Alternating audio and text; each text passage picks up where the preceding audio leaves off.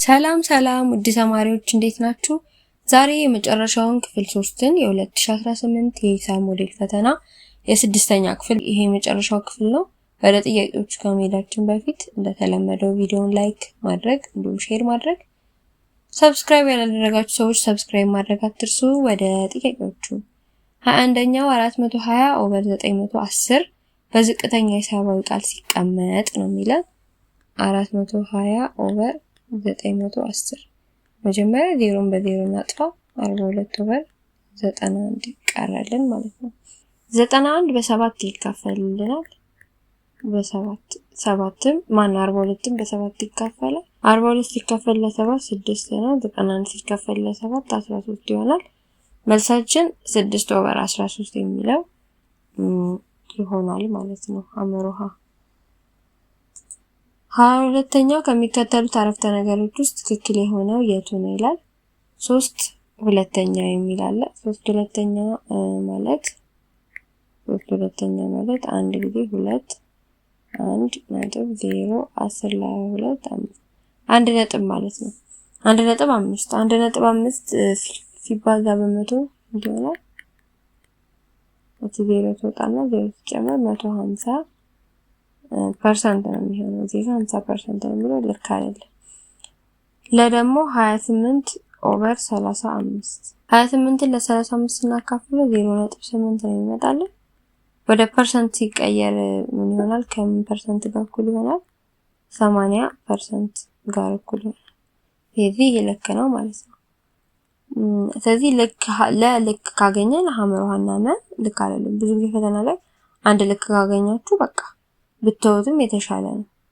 ግን የፈተናው ተሳስቶ ሊሆን ስለሚችል ብትሰሩት መስራት ከቻላችሁ ብትሰሩት ጥሩ ነው። ግን ሰዓት ላይኖር ስለሚችል ልክ የሆነ ካገኛችሁ ወደ ቀጣዩ መሄድ ትችላላችሁ። ልክ የሆነው ነው። ስለዚህ ወደ ቀጣዩ እንሄዳለን። 23ኛ ከሚከተሉት ውስጥ 0.015 ጋር እኩል የሆነ የትኛው ነው ይላል። ወደ ክፍልፋይ ሲቀየር ይሄ 15 ኦቨር 1000 ነው። ከነጥብ በኋላ 3 ቁጥር ስለሆነ ያለው ስለዚህ ከዚህ ጋር እኩል ነው። እኩል ያልሆነው ነው የሚለው ሐመርሃ ጋር እኩል ነው። ይሄን ደግሞ ለ5 ለ5 እናካፍለው እስቲ 15 ለ5 3 ነው። 1000 ለ5 ስንት ይሆናል? 10 ለ5 2 ከዛ ሁለቱም 0 ተጨምሮ 200 3 ኦቨር 200ኛ ይላል። ከዚህም ጋር እኩል ነው ማለት ነው። እሺ ወደ ፐርሰንት እንቀይረው 0.015 በ100% እናባዛው 1 2 ነጥቧ እዚህ ጋር ትመጣለች። 1.5% ላይ ነው 1.5% ነው የሚሆነው። ሀ ጋር እኩል 15% ጋር እኩል አይሆንም። ኦሬዲ 1.5% ጋር እኩል ነው ስላለ እኩል ያልሆነው ከ15% ጋር ነው ማለት ነው። 24ኛው ከሚከተሉት አረፍተ ነገሮች ውስጥ ትክክል ያልሆነው የቱ ነው ይላል። እሺ 2 ኦቨር 5 ስንት ነው? 2 ሲካፈል 5 0.9 20 ለ5 4 0.4 ነው። ይሄ 0.4%። እሺ 1 ሲካፈል ለ250 ታደርጉታላችሁ። 1 ለ250 ሲሆን 0.9 10 አይችልም። አሁን 0.9 100 አይችልም። 0.9 1000 ለ250 4 ጊዜ ሲባዛ 250 1000 ይሆናል ማለት ነው። ይቀነስ 0 ከዛ 0.004 ይሄን ወደ ፐርሰንት እንቀይረው እስቲ በመቶ እናባዛው 100% 1 2 0.4% 0.4% መጣለት። ስለዚህ ልክ ነው፣ እኩል ናቸው። እሺ ይሄን ደግሞ እንስራ። ከዚህ ጋር እኩል መሆን አለበት። የዚህን ፐርሰንት ስንሰራው 1 ሲካፈል ለ5000 0.0 እናደርጋለን። 10 ለ5000 አይችልም 0.0 100 ለ5000 አይችልም 0.0 እሺ 1000 ለ5000 አይችልም አሁንም 0.0 10000 ለ5000 0 ይጠፋል። 10 ለ5 ስንት ይሆናል? 2 ጊዜ። ስለዚህ ይሄንን ወደ ፐርሰንት እንቀይረው። ይሄንን ማለት ነው 0.0002 ይባዛ በ100% ከዛ 1 2 ጊዜ እንሄድና 0.02% ይሆናል ማለት ነው። 0.02% ልክ ነው። እሺ ይሄንን ወደ ፐርሰንት ስቀየር ቀጥታ በ100% ማባዛት 0.045 ሲባዛ በ100%። ይሄ ማለት እዚህ ሁለት ዜሮ ስላለው ሁለቴ ወደፊት ነጥባን 1 2 4.5% እኩል ነው አይደል? እዚህ ልክ ነው። እሺ የዚህን በፐርሰንት ስንሰራ 0.128 ሲባዛ በ100% 1 2 12.8%። እዚህ ጋር 1.28% ነው። ልክ አይደለም። ስለዚህ ልክ ያልሆነው መናው ማለት ነው። እሺ 25ኛው ከትንሽ በመጀመር በቅደም ተከተል ሲቀመጥ ትክክል የሆነ የትኛው ነው ይላል። እንደዚህ አይነት ጥያቄ ስትሰሩ በጣም ዋይዝ መሆን አለባችሁ። በጣም ማለት ማስተዋል አለባችሁ። እዚህ ጋር 3.15 አለ። 17 ለ7 ሲካፈል ስንት ጊዜ ነው የሚሆነው? 17 ሲካፈል ለ7 ሲሆን ሁለት ጊዜ ነው የሚሆነው። 14 2 ነጥብ ሰምቲንግ እንደሆነ አውቀናል። ስለዚህ ከዚህ ያንሳል። ይሄ ትልቅ ነው እስካሁን ድረስ። 3 ሙሉ 1/6ኛ እንስራ። 3 ሙሉ 1/6ኛ 3 ሙሉ 1/6ኛ። ስለዚህ ይሄ ማለት 3 ሲባዛ በ6 ሲደመር 1 ኦቨር 6 ማለት ነው። 3 ሲባዛ በ6 18 ሲደመር 1 19 ኦቨር 6 19 ኦቨር 19ን ለ6 እናካፍል። 3 ጊዜ 18 1 ሲቀነስ ከዛ ነጥብ ሰጠን 0 10 ለ6 1 ጊዜ 6 ከዛ ምን ይሆናል? 10 ሲቀነስ 6 4 ይሆናል። እሺ 4 ለ6 አይችልም፣ 0 እንጨምራለን። 40 ለ6 6 ጊዜ 36 ከዛ 40 ሲቀነስ 6 4 አሁንም 0 6 6 እያለ ይቀጥላል። 3.16 እዚህ ጋር 3.15 ስለዚህ 3 ሙሉ 1/6ኛ የሚለው ከ3.15 ይበልጣል። ሌሎቹ 7 ኦቨር 8 0 ነጥብ ሰምቲንግ ነው። 5 ኦቨር 11 0 ነጥብ ሰምቲንግ ነው። ስለዚህ መጨረሻ ላይ የሚሆነው ቁጥር 3 ሙሉ 1/6ኛ ነው። ትልቁ ቁጥር 3 ሙሉ 1/6ኛ እንደሆነ አውቃለሁ። መጨረሻ ላይ 3 ሙሉ 1/6ኛ ያለውን ምርጫ መምረጥ ነው እናንተ ስራ። ከዚህ በኋላ 3 ሙሉ 1/6ኛ 5 11ኛ ልክ አይደለም። 3.15 ይሄም ልክ አይደለም። 5 11ኛ ልክ አይደለም። ከትንሹ ወደ ትልቁ ስለሆነ መጨረሻ ላይ ትልቁ የሚሆነው 3 ሙሉ 1/6ኛ ነው። መልሳችን ሀ ይሆናል ማለት ነው። እንደዚህ በብልጠት ነው መስራት ያለባችሁ እንጂ ገና እየሰራችሁ አካፍላችሁ ይሄ ይበልጣል ያንሳል ብላችሁ ከሆነ በጣም ጊዜ ይወስዳል። 26ኛ በአዲስ አበባ ከተማ ውስጥ በ2017 ዓ.ም በክረምት ወራት 2,500,000 ችግኞች ተተክለዋል። 2,500,000 ችግኞች ተተክለዋል። ከተተከሉ ችግኞች ውስጥ 2 ሚሊዮን ችግኞች ቢጸድቁ 2 ሚሊዮኑ ምን ሆኑ?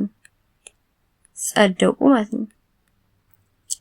የጸደቁት ችግኞች ብዛት በመቶኛ ስንት ነው?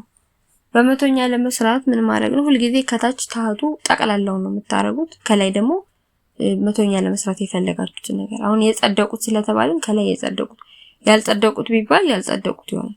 የጸደቁት ሲካፈል ጠቅላላ ይባዛ በ100%። ወደ ፐርሰንት ከተባለ ሁልጊዜ በ100% እናባዛዋለን። አጠቃላይ ስንት ነው? 2 ሚሊዮን። የጸደቁት 2 ሚሊዮን፣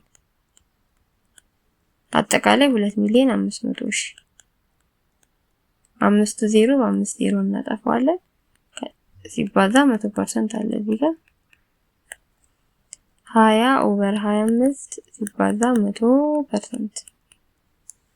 እሺ በ5 ስንት ነው? 4 በ5 5 4 ኦቨር 5ኛ ሲባዛ በ100%።